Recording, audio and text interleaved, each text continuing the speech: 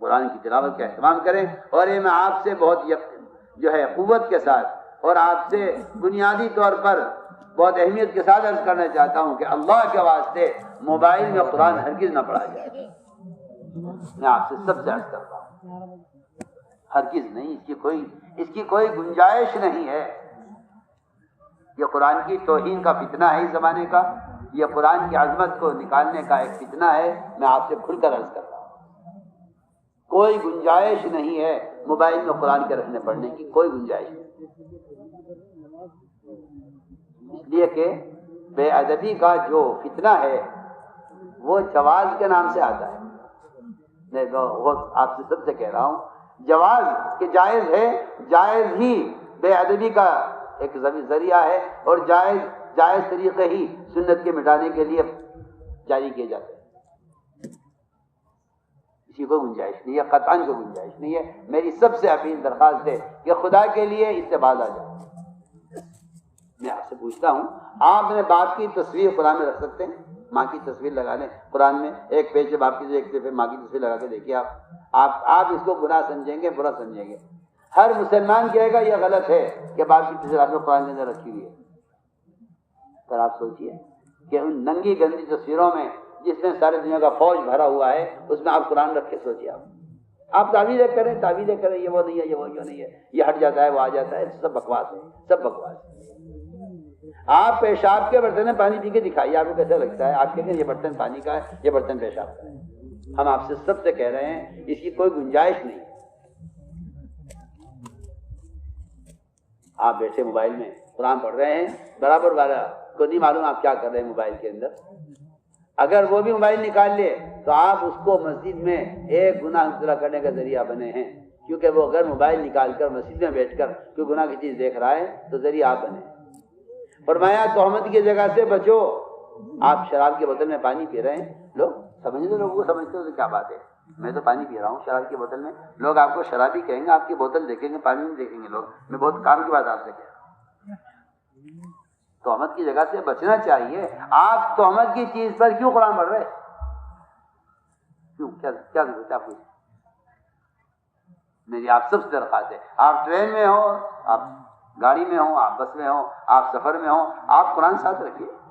قادسیہ کی جنگ میں صحابہ نے قرآن ساتھ رکھا ہوا تھا، اللہ نے اس قرآن پر مدد کی ہے.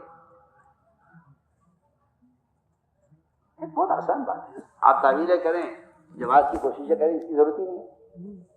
کیا اس کی ضرورت کیا ہے جو قرآن موبائل پر؟ کیا ضرورت کیا ہے اس کی؟ موبائل نہیں تھا تو آپ کیا کرتے تھے؟ موبائل آ گیا تو آپ صحابہ کے طریقے کو بھول گئے موبائل آتے ہی. عجیب حماقت ہے، عجیب بیوقوفی کا مشورہ ہے.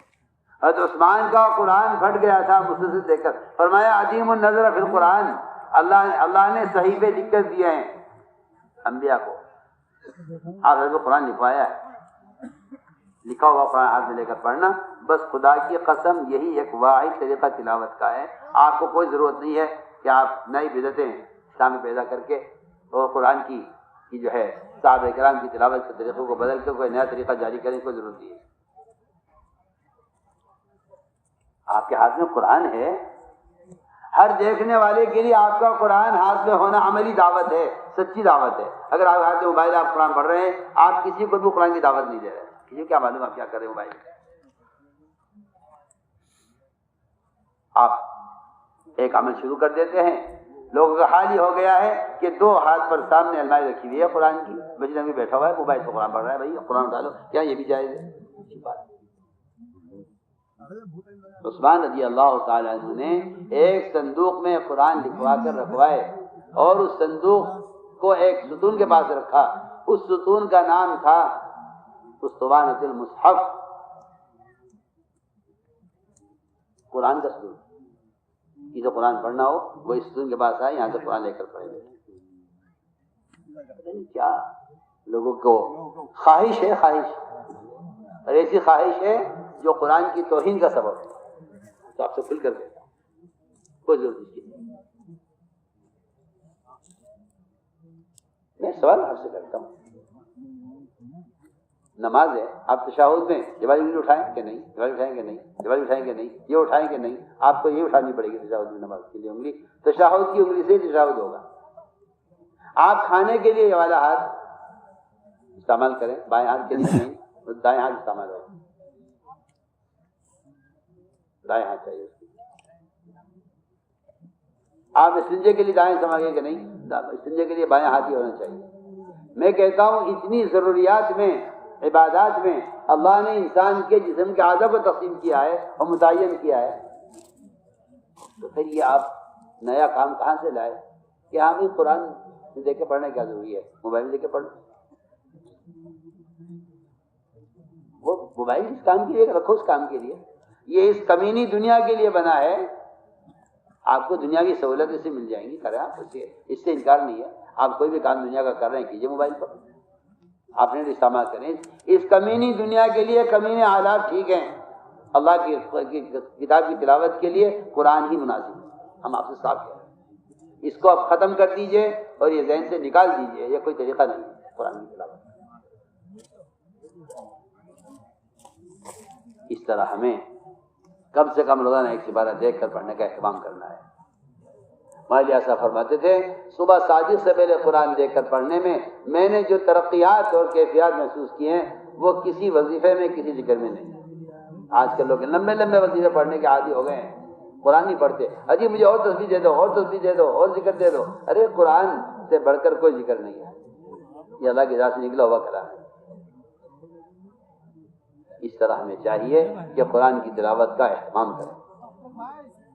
اگلی بات یہ ہے کہ جو شخص اپنے اللہ کے درمیان کے تعلقات ٹھیک کر لیتا ہے، دعوت سے، تلاوت سے، عبادت سے، نماز سے، ذکر سے، اللہ کے احکام کو پر عمل کرنے سے، جو اللہ کے قریب ہو جاتا ہے اعمال کے ذریعے، پھر اللہ تعالیٰ اس کے اور مخلوق کے درمیان کے معاملات کو، تعلقات کو درست کر دیتے ہیں۔ وہ تو پہلے مسلمان اللہ سے بگڑتا ہے، پھر مخلوق سے بگڑتا ہے۔ جو فساد مسلمان کے درمیان پیدا ہوا ہے اس کی وجہ اللہ سے تعلقات کا بگڑنا ہے، کیونکہ سیدھی بات ہے کہ جو آدمی اللہ کے درمیان کے تعلقات ٹھیک کر لے گا، اللہ اس کے مخلوق کے درمیان کے تعلقات ٹھیک کر دے گا۔ یہ حقوق العباد، اس کی مشق کے لیے جماعت میں نکلنا ہے۔